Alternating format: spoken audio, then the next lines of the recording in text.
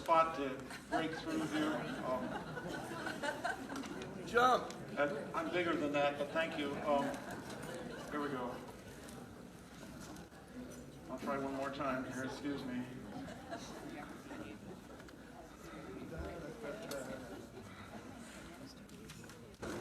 Well, I'm glad you're here today, everybody. Thanks for showing up. The weather's rainy and all that, but really grateful that you came here today.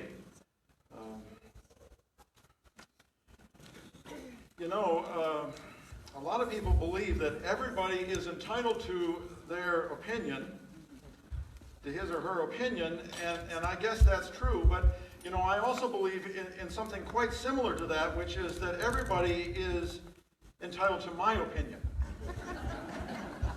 Which you probably didn't realize when you got up this morning that you're going to be fortunate enough to hear. But it's my opinion, really, I just can't believe how blessed you are to hear this right now. It's my opinion that there is nothing uglier than a church fight. Granted, I'm not exactly an expert, and I don't want to be an expert on all kinds of fights. I've never held political office, for example, where even before you start your job, you know exactly how many people are for, exactly how many people are against you. I'm not experienced with all kinds of fights, but church fights, I am convinced. This is my opinion, and you are entitled to it. Church fights have just got to be among the very worst. Maybe it's because the whole idea of fighting in church, of all places, just seems to be so wrong on so many levels. In politics, you can just call the other guy a jerk and move on, but in the church, we pretty much have to live with each other, don't we? I mean, we sing with each other, and we pray with each other, and we take communion with each other, all of which means that name-calling and being outright nasty to each other is pretty much out of bounds. So when a church fight does occur, we sometimes don't know how to play by the rules, or even if there are any rules. For that reason, perhaps, I don't think there's anything uglier than a church fight. Problem is, and we all know this, unfortunately, because we've been around churches a long time, most of us, church fights have been with us for just about as long as the church has been with us. We'd like to think, all of us, I'm guessing, that God is in charge of his church, and let's hope that he is, but can I just say that it appears that he has delegated a lot of the work of the church to the people in the church? People like you and me, who don't always agree with each other at all on all things.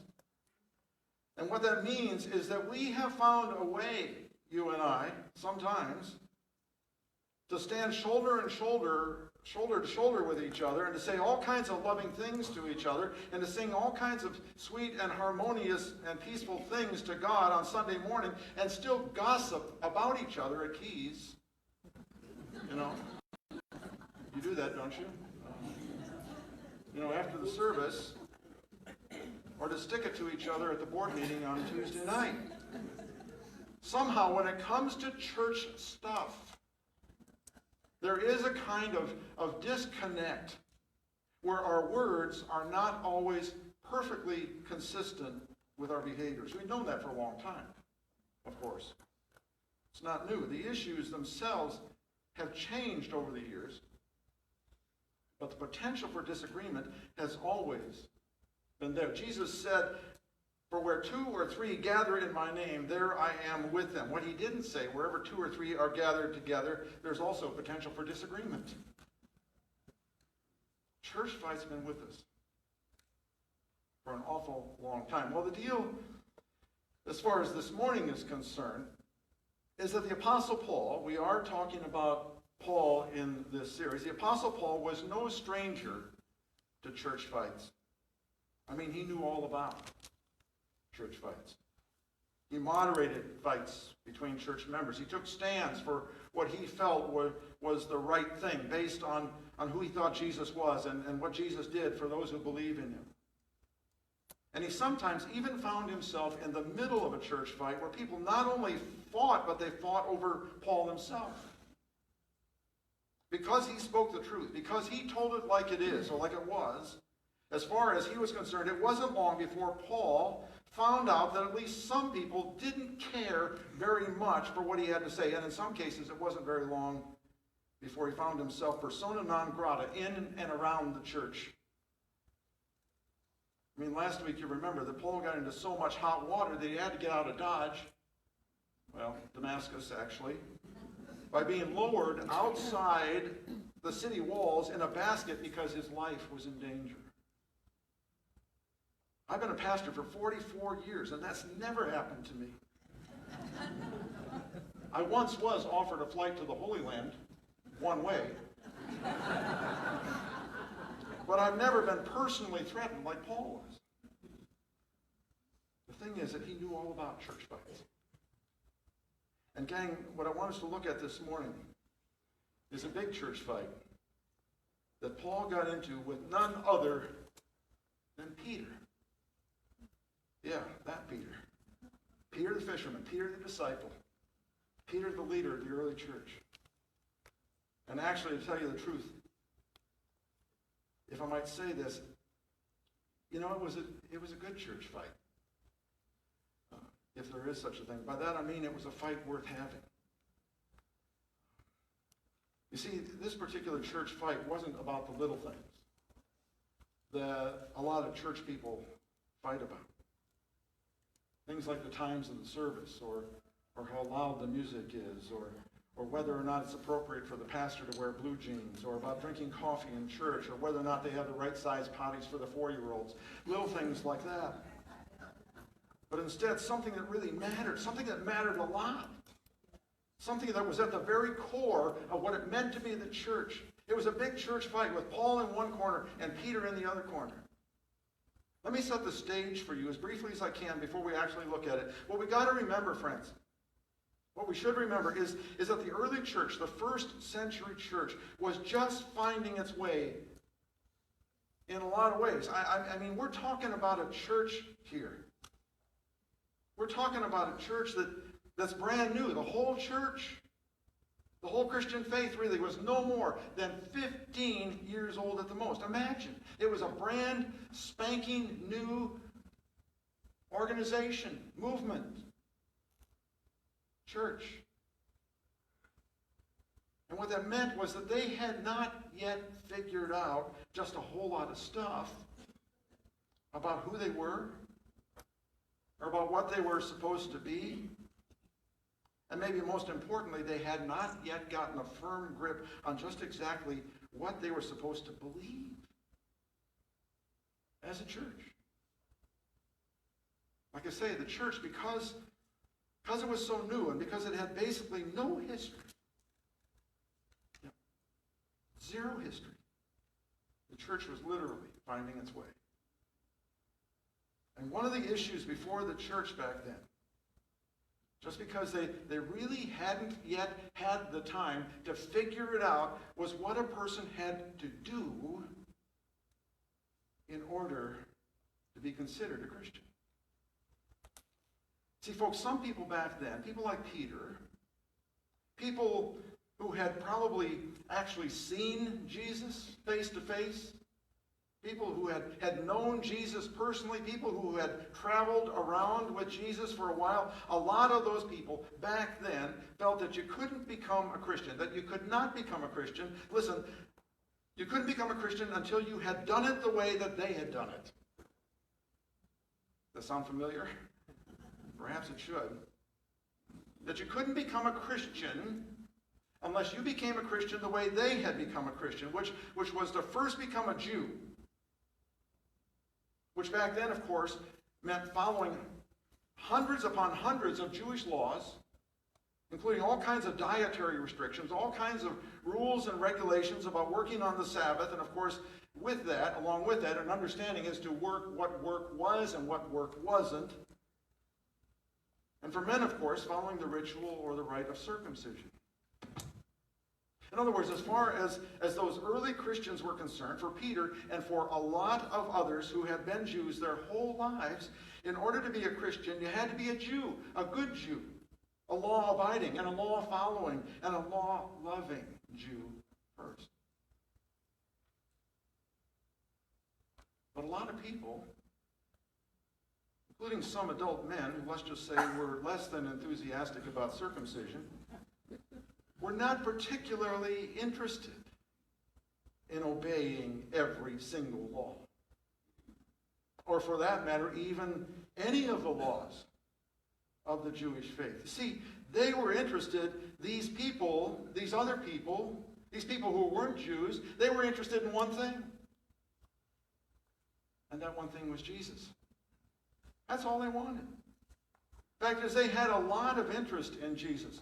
But they themselves were not Jews, and they had never been Jews, and they had absolutely zero interest in becoming Jews. They were Gentiles, which was what the Jews back then and ever since then have always called non-Jews, Gentiles. What they wanted to do, these Gentiles, was to go straight to Jesus without jumping through all of the hoops of having to be a Jew first. And the thing was that Paul, interestingly, Paul was on their side. He agreed with them, even though he himself was a Jew, a very devout Jew, actually. Paul, in fact, was very proud of his Jewishness. But even so, it made absolutely no sense to him at all that anybody would ever have to become a Jew before becoming a Christian. Now hang in there with me on this. Believe it or not, I am giving you the Cliff Notes version on all this stuff. Paul was on the side of those who wanted to be Christians without following all the Jewish rules. So the battle lines were drawn. There were two sides.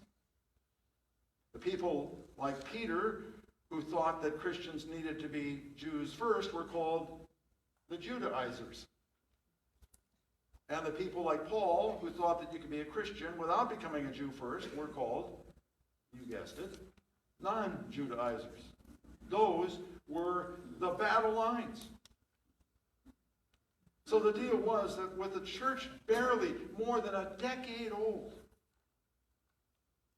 and we're not talking about a particular congregation, we're talking about the whole church in the whole world. The church barely more than a decade old, people were already choosing up sides. Now this is a Bible study and not a seminary class on church history, so let's see what Paul and Peter had to say about this issue. Turn, please, to Paul's letter to the Galatians, where Paul states his case. Look at Galatians chapter 2, verses 11 through 14. Galatians 2, 11 through 14. And when you get that, or when you see it up on the screen here, you'll see what Paul had to say. Remember, these are Paul's words to the Galatians. When Cephas came to Antioch, I opposed him to his face, because he stood condemned. For before certain men came from James, he used to eat with the Gentiles. But when they arrived, the men that James had sent, when they arrived, he, Peter, began to draw back and separate himself from the Gentiles because he was afraid of those who belonged to the circumcision group. The other Jews joined him in this hypocrisy, so that by their hypocrisy even Barnabas was led astray. When I saw that they were not acting in line with the truth of the gospel, I said to Cephas, in front of them all, "You are a Jew, yet you live like a Gentile and not like a Jew. How is it then that you force Gentiles to follow Jewish customs?" Now, the first verse that we just read, the 11th verse, that verse is in some ways the most difficult of these 4 verses. Gang, here's what you have to know. Cephas here, first of all, is Peter. Okay? Cephas, you may know this. Cephas is actually the Greek translation of the Jewish name Peter. So why does Paul call Peter Cephas here in his letter to the Galatians? Somebody say, why, Greg? I want to see if you're with us here. Okay, all right. Well, I'll tell you why. He calls Peter Cephas because Paul is not writing to the Jews. Paul's writing to Greek people. And he wants the Greek people living in that area to know that Paul, is writing to them, to the Greeks. He's addressing those who were not Jews, mostly. He's writing in Greek to the Greeks. He's speaking their language. And so he calls Peter Cephas. All right, quick time out here. The deal is that obviously Paul knew Peter. But what you need to know is that Paul, didn't just actually bump into Peter. The fact is that Paul went out of his way to meet Peter. See, friends, you've got to remember that nobody, and that means absolutely nobody at that time, outranked Peter in the church. And Paul knew that. Paul knew that he himself, even though he had personally met the risen Jesus Christ on the Damascus Road, and even though he knew that he had without a doubt been called to be an apostle himself, an evangelist himself, he knew that he could not get very far as an evangelist without, almost as a first order of business, without introducing himself to Peter. He just had to do that. Turn back, please, to Galatians chapter 1, verses 18 through 20.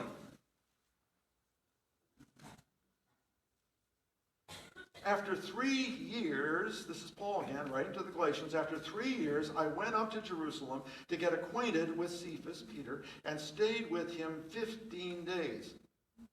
I saw none of the other apostles, only James, the Lord's brother. I assure you before God that what I am writing you is no lie. What Paul wants his readers to know, gang, and that's us, we're his readers, is that Paul, had made a special effort, a very special effort, to get to know the highest ranking leader of the church back then. He felt like he had to do that in order to establish his credentials. And they must have hit it off, Paul and Peter. Because Peter, if you look at Paul's words here, Peter invited Paul for a 15-day sleepover, When during that time, apparently Paul also met James. It was the right thing for Paul to do, to introduce himself to Peter. It was the right protocol. After 3 years in Arabia, we went through that last week, a kind of an apprenticeship, Paul needed to get to know Peter and to get Peter's approval for the ministry that he was about to begin. He had to do it. All right, time in. Now go back to Galatians chapter 2, verse 11. What you also need to know about this 11th verse is that here's where the New International Version, the version of the Bible that I usually use, as perhaps you know by now, the one that I prefer because of its accuracy and readability, the New International Version this time comes on a little strong here in this 11th verse, to tell you the truth. It's kind of an awkward translation. You see, it wasn't so much that Peter was condemned, as far as Paul was concerned, as much as Paul simply thought that Peter was dead wrong on this issue. The New Living Translation of the Bible, this time at least, says it better when it says, when Peter came to Antioch, I had to oppose him publicly, speaking strongly against what he was doing, for it was very wrong. Now you see, Peter wasn't condemned, according to Paul's way of thinking. He was just wrong. Just plain wrong, that's all. But friends, here's the deal about these 4 verses from Galatians. Stay with me here. Look at them carefully. The fact of the matter is that Peter actually didn't disagree. Look at these words carefully. That Peter actually didn't disagree with Paul so much on this issue. At least not in the beginning. As a matter of fact, if you look carefully at these verses, Galatians chapter 2, verses 11 through 14, and if you read what Luke has to say about all of this in the 10th and 11th chapters of Acts, it's pretty obvious that Peter didn't have much of a problem himself when it came to hanging out with non-Jews, with Gentiles. The fact of the matter is that there was a time when Peter even ate with Gentiles, which was something that the strictest of Jews back then didn't do, but which even Paul had to admit was really kind of a bold and a gutsy thing for Peter to do. So the thing is that Peter didn't disagree with Paul on this issue, at least not right away. But friends, let me tell you what happened. Peter sold out. Peter caved in. See, James, James the disciple, James the church leader, James the half-brother of Jesus, James sent some of his people to Antioch, where both Peter and Paul just happened to be. And James's people, actually caught Peter eating with Gentiles. And James, you'll remember from last fall when we studied the book of James was big time into obeying the law, wasn't he? Remember? Got to obey the law. Got to do the right thing. Got to do it all in the right way. So when the men who were sent by James found Peter hanging out with the Gentiles, there's really no other way to say this, folks, Peter chickened out. And according to Paul, he drew back and began to separate himself from the Gentiles because he was afraid of being criticized by James and other strict Jews.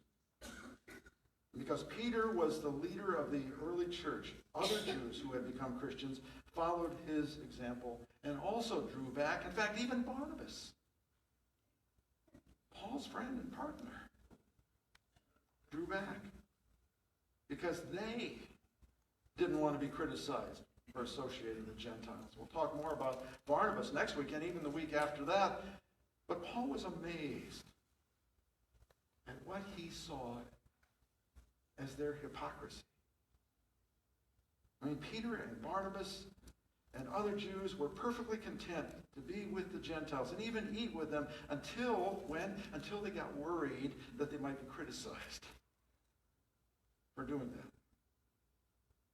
Then they sold out and caved in.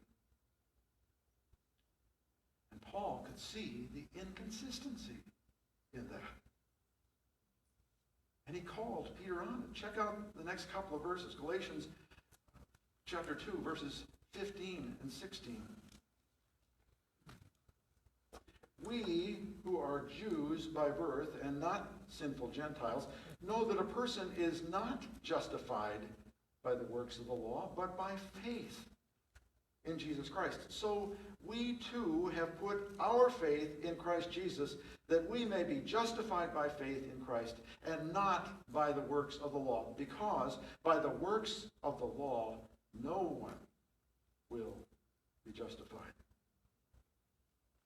These words of Paul, friends, I hope you see. I really want you to see this, probably more than anything else. I want you to see these words this morning. I hope you see that they are pure gospel. Absolutely pure gospel, according to Paul in a nutshell. Sure, Paul says that Gentiles are sinners, but you know what? So are Jews. As a matter of fact, so are all people. The fact is that all people are sinners. And the only thing that the Jewish law does, as far as Paul is concerned, is to make it obvious to all people that they are all sinners. That's the only thing the law does. It shows us, the law does, just how sinful and how inadequate we all are. The law doesn't save us, says Paul. The law has never been able to save us. Even if we could live up to the law, which we can't. But if we could, we would still, every single one of us, fall far short of being able to save ourselves from the punishment that we all deserve. The fact is, as far as Paul is concerned, that the only thing that the law does is to point us to how much we need Jesus Christ.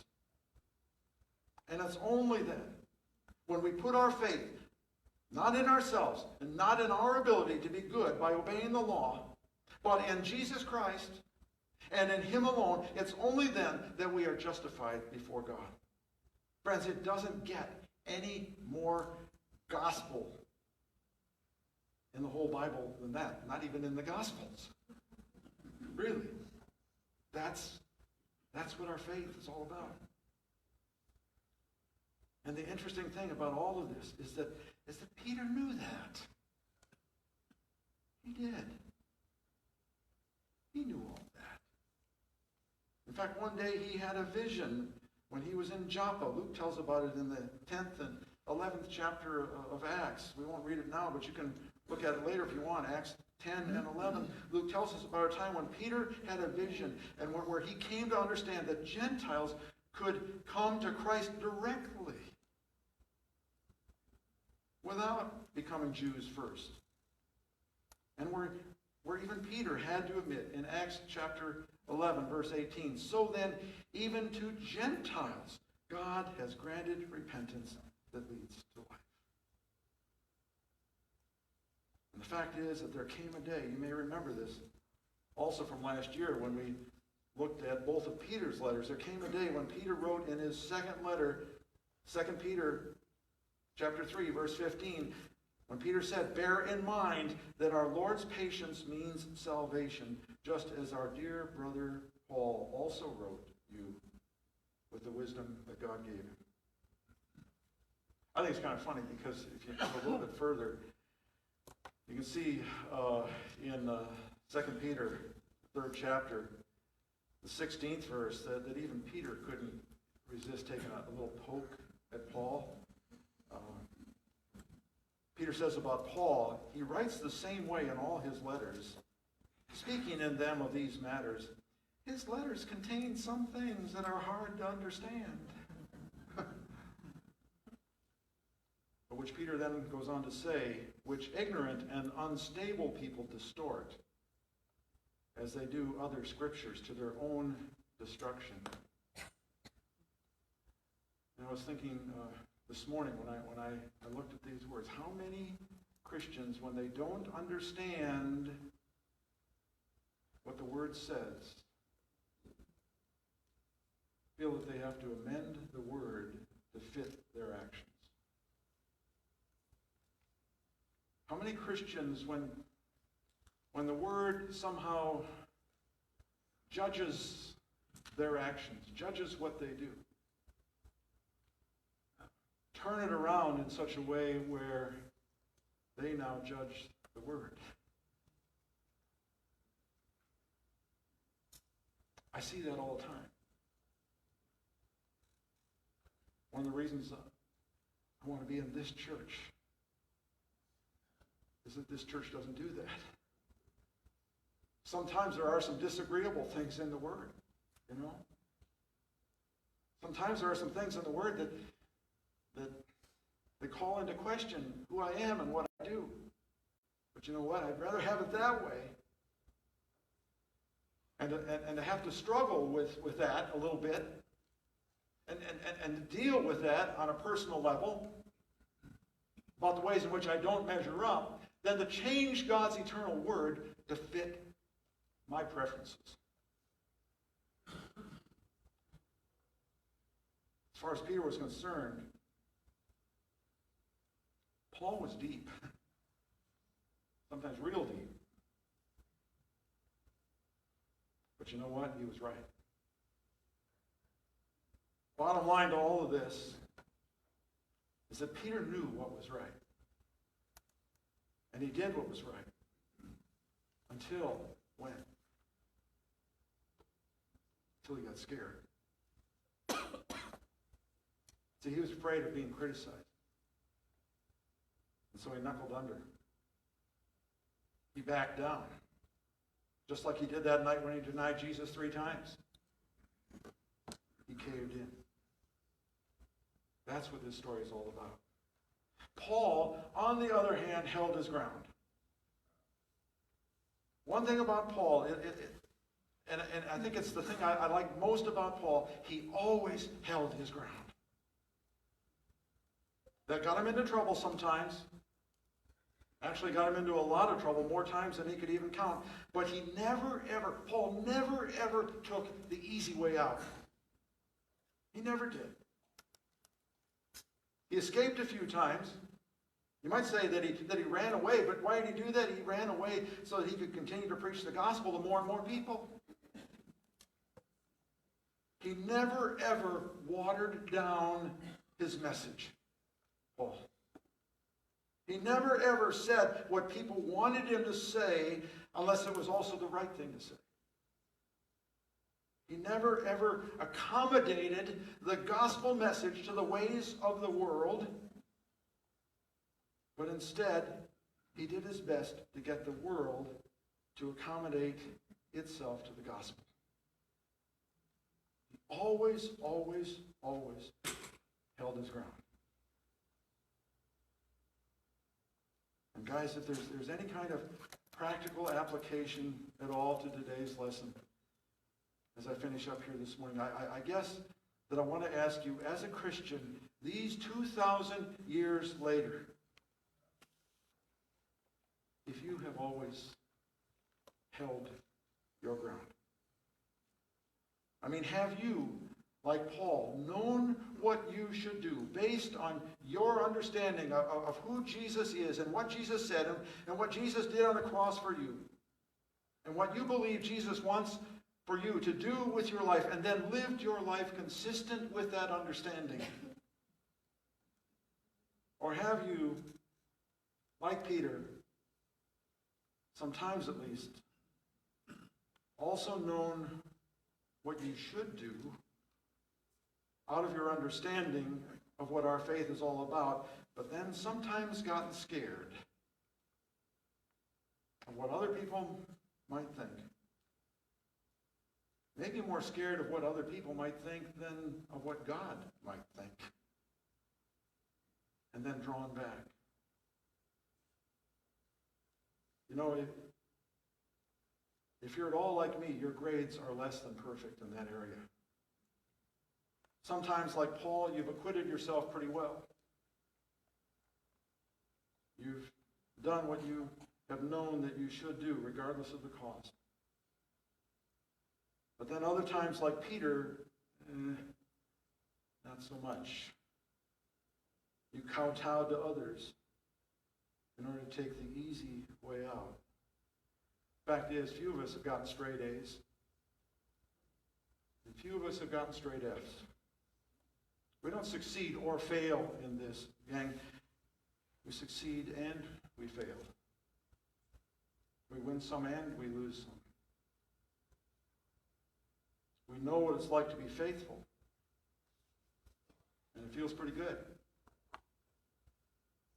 And we know what it's like and what it feels like to be unfaithful. Friends, I didn't tell you all about this issue involving Paul and Peter just to give you a history lesson this morning. Just to keep the old folks busy before lunch and a nap.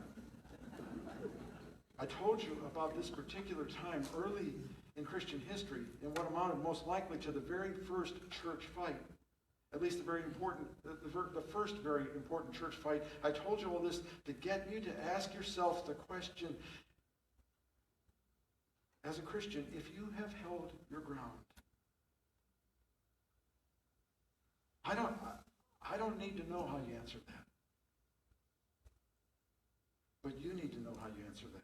Have you, as a follower of Christ, held your ground? There's one thing you can say about Paul. He held his ground. There were lots of reasons back then for him to draw back. You know? I mean, he was, after all, kind of a Johnny-come-lately when it came to being a leader in the church. He hadn't been around as long as Peter or John. or any of the other disciples for that matter. He never actually, like the other disciples, followed Jesus from place to place. He never actually, except on the Damascus Road when he saw a vision of the risen Jesus Christ, he never actually saw Jesus face to face. He never knew Jesus personally. I mean, seriously, there were all kinds of reasons for Paul to take a back seat to others. But he didn't do that. He challenged Peter and James, and just about anybody else, no matter who they were, or how long they'd been around, or how well they might have known Jesus Christ. He challenged them if he saw them, any of them, ever taking the easy way out. He stuck to his message. He kept to his game plan. He stayed faithful no matter where that faithfulness took him. He held his ground. Have you? Talk around your tables a little bit, folks. Come back in about 25 minutes or so.